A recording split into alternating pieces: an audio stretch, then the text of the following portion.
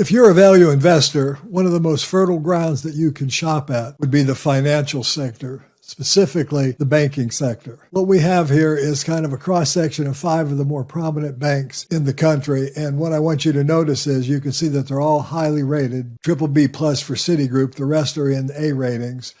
4 of them are diversified banks, and 1, Truist Financial, is a regional bank. Their dividend yields range from 2.91% up to 6.69% for Truist. We will be featuring Truist in this video.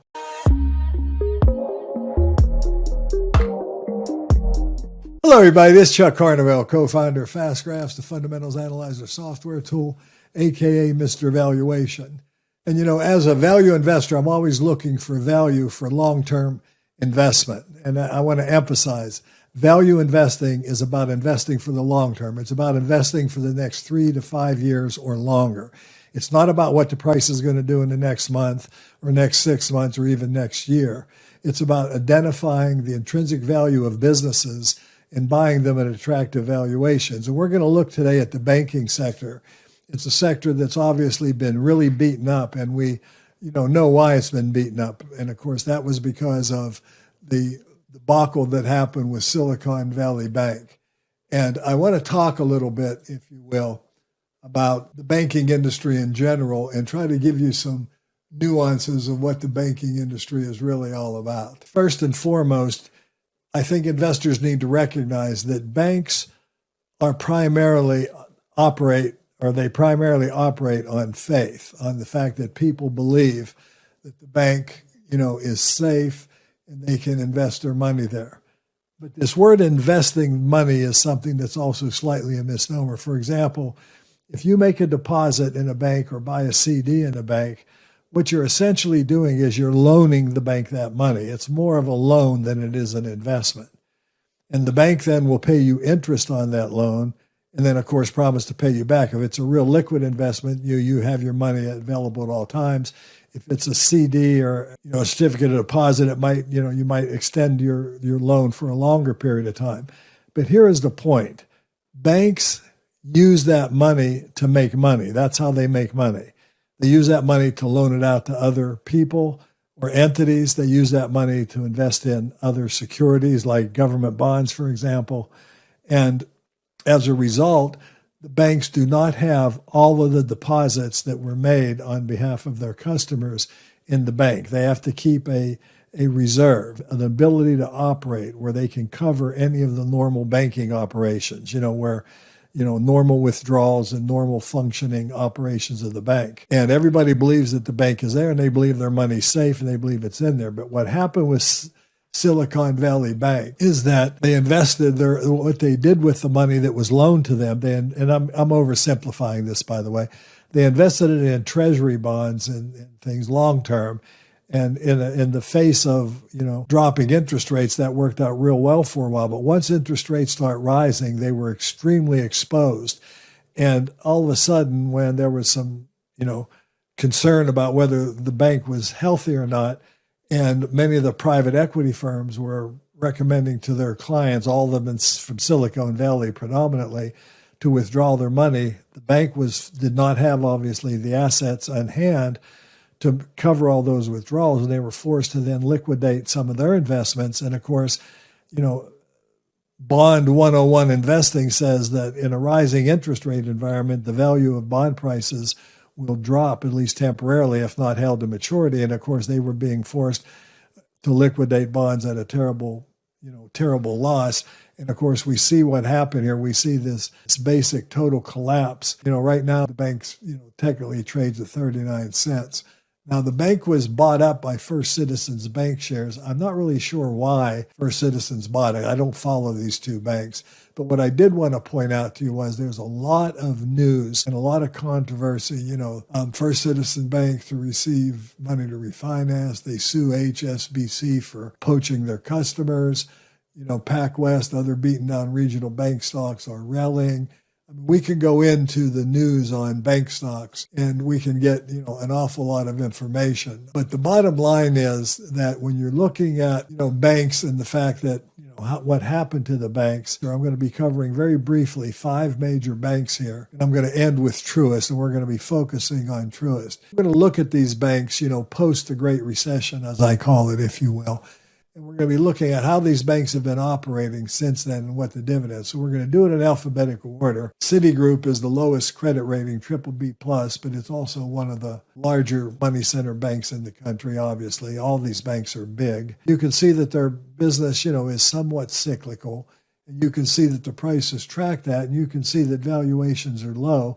They really did not suffer very much from a result of the regional banks. In other words, what happened was the big money center banks like Citigroup actually probably benefited from the debacle at Silicon Valley Bank because depositors went more into these stronger banks. And of course, none so much as JPMorgan. JPMorgan saw a huge influx of deposits. And their business was very strong, and their stock price is actually performing very well as a result of that. Obviously, people were going to safety, and this large diversified bank, JPMorgan being the biggest, was considered safer, and so they were getting a huge inflow of deposits, and their business was doing very, very well as a result.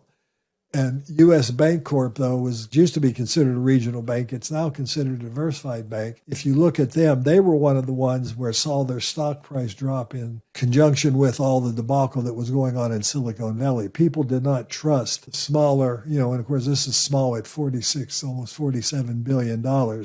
Maybe half the size of JPMorgan, but it is still a relatively larger bank and a safe bank, and it's kind of stabilized recently. Then, of course, we go on to Truist Financial, and we saw Truist drop significantly. We're going to cover Truist. We're going to spend some time on Truist because what I'm going to be focusing on here in this video is looking at the high yield. This is primarily for income investors, because one of the things that I want you to notice, Truist, now this was a merger between BB&T and SunTrust. So a lot of this historical data isn't really very relevant. You want to focus on what's been going on with the bank since the merger, and growth has really waned. There's been no growth as they're adjusting and digesting each other.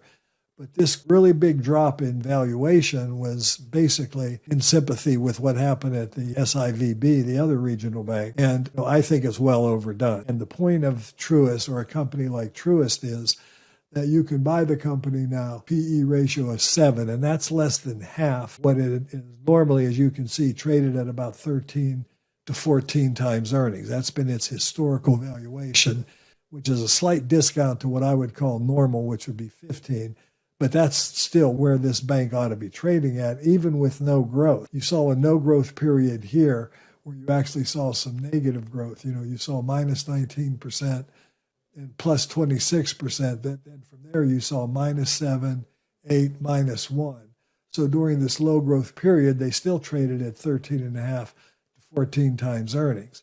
The bank is now trading at only 7 times earnings and offers a 6.69% dividend yield. The bank is A- rated, and I think very strong. Now, go into the company's website. First of all, you can see that they do a lot of other things besides basic banking. They have checking, savings, insurance, investing, and they have small business loans. So it's a well-diversified regional bank. But if you go into some of the more prominent research services like Morningstar, I do want to point out that Morningstar is giving this bank 5-star rating, and they give it a fair value of 54, and it recently trading at $31 a share. But when you go through these analyst report, one thing I want you to note is that one thing I like about looking at analysts, they give you the fair value, which I talked about, but they also talk about risk and uncertainty. And they talk about the things like, for example, Truist has been an active acquirer of other banking institutions over the years. Thus, they face the risk that deals could eventually destroy shareholder value. And they go through some other things. Another research service that I like for a similar reason would be Zacks Research. Zacks Research went to their analyst reports, and one of the things that their analysts do is they give you an overview, then they give you reasons to sell, and then they give you what they consider to be the risk. I think that's what you always want to be doing when you're making investments, especially value investments, is trying to assess and look at the risk. So I'm going to turn this over now to Colton, my son. He's going to go through the financial statements and basically look at things that we see that might be things that you want to look at if you're looking at investing in Truist. He's going to go over some of these risks that these other analyst companies see in terms of doing it. So I'm going to turn it over to Colton now, and go through the financials of the Truist. Hey everyone, Colton Carnevale here. So the primary financial statement I want to focus on with Truist is the balance sheet. And we're actually going to take a look at it from a quarterly view so we can get some of the more recent Q1 data. So with Zacks, they were talking about net interest income dropping for a little while and then now possibly increasing, or that it is increasing. And we can see that their loans are actually increasing. So this is going back, right here, what we're looking at is Q4 of 2020. And then now this is Q1 of 2023. So from Q4, they've gone from $293 billion in loans all the way out to $323 billion in loans. Naturally, their net interest income will be increasing because especially as interest rates are rising and as more loans go out, they will be making more interest income revenue. Now, Zach stated that they are also not trying to focus fully on their interest income revenue. If we go now take a look at the income statement, and let's just take a look at yearly so we can have the fiscal year totals. So we're going to just take a look at yearly for right now in this. Their interest income has been rising, right? But so has their non-interest income. Their non-interest income is from their investment type businesses. So insurance and just trust and fiduciary income, things like that. Truist has been trying to diversify away from just a traditional bank in terms of, income and just diversifying their business. So they aren't as susceptible to banking risks. It is looking more, they're moving more towards an investment vehicle type company. Now, that doesn't mean that's their primary business. Their interest income is still a significant majority of their business. I mean, it's about double what their non-interest income is. But once again, the diversification of this non-interest income is very nice to see and helps out with, anything that could negatively affect a bank. So looking back at the quarterly balance sheet, though, one thing that I want for everybody to be aware of is even though their loans are increasing, this is a risk that I see with Truist, is even though that their loans are increasing, their total customer deposits are decreasing. We can see that over the last few quarters, they've lost $20 billion in terms of deposits. Q1 of 2023, we saw a huge decrease specifically. It was a slow decrease all the way up until there. And then in Q1 of this year, having to do with the bank runs and everything like that we've seen at the beginning of this year, we have seen customer deposits decrease. One thing I do want to do is I want to bring over an Excel sheet just to cover some numbers. So this top one is the net loans that we see. So this is going back to Q1 of 2020. And then I also have total customer deposits. So what we have seen here is an increase in loan to deposits. So their liquidity is somewhat decreasing. They had a high loan to deposits back in 2020, and then it started dropping down into the mid 60s. And then due to their loans increasing and their customer deposits decreasing, their loan to deposits have increased roughly from 66% at its low to 79% now in Q1 of 2023. So that's one thing to keep in mind. They are becoming less liquid. That doesn't mean that this is like an illiquid bank or anything like that. There are companies like JPMorgan that operate more around like a 47%, but that is a larger diversified bank where Truist, being regional bank, they don't have as much deposit requirements and things like that like a JPMorgan would have. One company, though, like a U.S. bank, is actually operating similarly in terms of loan to deposit ratios. Another thing I wanted to take a look at was the interest income of their loans and then the loan income to net loans. So basically finding the interest rate on their net loans. So what I've done is taken the quarterly interest income. Then I have done last 12 months. So this is the sum of the last 4 quarters rolling back. So you can see that on the Excel sheet here. And then I've also taken the average quarterly net loans. So this is the average of the last 4 quarters rolling. And so this LTM loan income to net loans would be the LTM interest income divided by the average net loans. So they're roughly making 4.87% on their loans. And we saw it drop and then starting to increase as loans are increasing and as interest rates are increasing. So their interest income will be increasing over time, like Zach said, which is nice. They're becoming more profitable on those loans. Their margins are increasing and, ultimately a higher interest rate that they are getting for their product. But once again, liquidity is something that needs to be kept in mind with a bank like this. Bank runs don't happen, but they are a lot less liquid than something like a JPMorgan. But that's just the inherent risk of a smaller bank like this. Another good thing to look at that I've also pulled from the balance sheet is total assets to total liabilities, right? So this is the total assets to total liabilities ratio. And over the last, few quarters, we've seen a slight drop in it. We've gone from 1.15, 1.16 at the height to 1.12 this last quarter. So the average being 1.14, we're slightly under the average. And that would have to do with their total liabilities increasing faster than their total assets are increasing.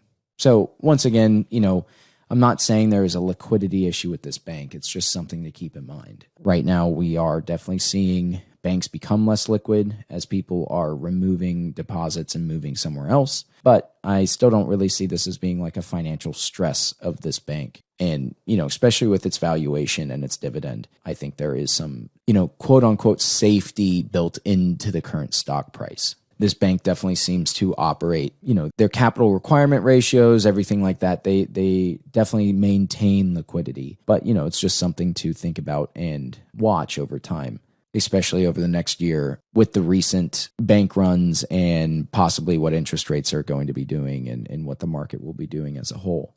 The last thing I kind of wanted to look at was this total investments plus total loans to deposits ratio. So these represent the assets of the bank, right? These are the investments that they're making. These are the investments plus the loans that they're making. And then it's all divided by the total deposits. So in a way, it's their illiquid, I'll call it, assets to their potentially liquid liabilities. Deposits, anybody can go and take their deposits out at any time. So over the last few quarters, one thing that we have seen is, once again, a drop in this ratio and then all the way down to 1.1. And then now we've seen it shoot back up to 1.23. So, this company, Truist, is becoming, I'll say, a little bit more aggressive, trying to get a little bit more income out of their assets. And, once again, it's negatively affecting their liquidity ratios. The higher that this ratio is, the less liquid this bank really is. They can, if there was a bank run, it would be harder for them to meet the deposits of their customers. They would have to sell off assets, things like that. And the reason why I'm bringing that up is, once again, I don't believe that there's going to be a bank run on this company. It's just something that's been in the news recently and has been happening. So I think liquidity is something to keep in mind when investing in a bank. But, this bank is trying to set itself up to be profitable, more profitable in the future, increase its revenue, things like that. It's just a matter of, is this bank becoming too greedy with what they're doing, or is it okay with what they're doing? And, Chuck covers that a lot in the rest of the video. So that's really what I wanted to focus on with the financial statements with this company. It was really the balance sheet that I thought was important and really wanted to point out the risk with the decrease in liquidity that this company has. Once again, I don't believe they're completely illiquid and they're not going to be able to, meet any sort of reduction in deposits or anything like that. That's not what I'm saying. I just wanted everybody to be aware of the shift in liquidity that this bank is going through in order to increase profits and revenues for their shareholders. So with that, I'll pass it back to Chuck. All right, thanks, Colton. I appreciate that. That was excellent. Now let's go in and let's focus on Truist as an investment and bottom line at what we see. Now, first of all, we got a very high yield. We've got what appears to be stable business going forward. And again, there's a lot of unknowns because this has been a merger. So I do believe if I look at, the analyst scorecard on Truist Financial, there have been periods of time where the analysts have missed it tremendously, and even more recently because this is a new item. So I do want you to take that into consideration when you're looking at this. These estimates may or may not be accurate. Thing is, the risk of investing in this, I believe, is baked into the price right now. So you can buy this stock at a very, very attractive valuation, looking at it normalizing itself. So let's go into the forecasting calculators and let's look out 2 years, and let's say there's virtually no growth over the next 2 years, maybe even a little negative growth over the next 2 years. Earnings go from 443 to 438, but they stay stable. If you bought this stock back up into a 15 PE ratio, you'd be looking at a very strong rate of return, more than double in value, and annualized it'd be about 65, almost 66%. But if you went down to the 13.5%, more normal multiple that the company was trading at during this time frame, you would also see very strong numbers, almost doubling your money with a 55% rate of return. So the key is, if these fundamentals hold, then basically this bank could be a real excellent time. Income investors, but also capital appreciation, because as you go out longer term, because of the discount, you could do very, very well. We think this stock is very undervalued. Morningstar gave it, as if you recall, much higher fair value. They say the fair value is $54 per share. Lowered that from $57 a little bit, but that's still a very attractive price. And you can see that would put $54 somewhere in these ranges here, these discounted PE ratios, if you're looking at it for the current number. Longer term, that would also indicate that the fair value could be in the 60s and 70s going forward. And I do believe the stock is worth that. It does offer a 6.5% yield. And if we look at the company from a performance point of view and look at it, for a little bit longer period of time, we could see that they've increased their dividend other than the one time. Again, I want to look only at these last 4 or 5 years here, because this is where Truist is today, as a operating entity, merging with SunTrust and BB&T. Does have a good record of increasing the dividend, and that may continue. They've maintained their dividend here recently. They've just announced that. So the company looks very, very attractive and very, very undervalued here. And we think if you're looking for something to invest in for income right now the stock is down, but all banks are down. This is one you might want to keep your eye on. We think it looks very attractive from a valuation point of view. We think it's a very quality bank. And as Colton went through, there are some risks, and you should heavily consider those risks before investing. Anyway, this has been Chuck Carnevale, co-founder of FastGraphs Fundamentals Analyzer software tool. Thanks for watching the video. Kind of give you an overview here on banking and kind of a deep dive into Truist. Now, we have presented a research report in conjunction with James Long. He and I authored a research report that you can follow the link to at the bottom of this video, and go onto our website and read that full research report to help you along and helping you make your decision a little bit. If you enjoyed this video, give me a like, subscribe to the channel, and take a look at FastGraphs, because FastGraphs can really help you be so much more efficient when analyzing stocks for your investment portfolios. Thanks for watching. We'll talk to you again real soon.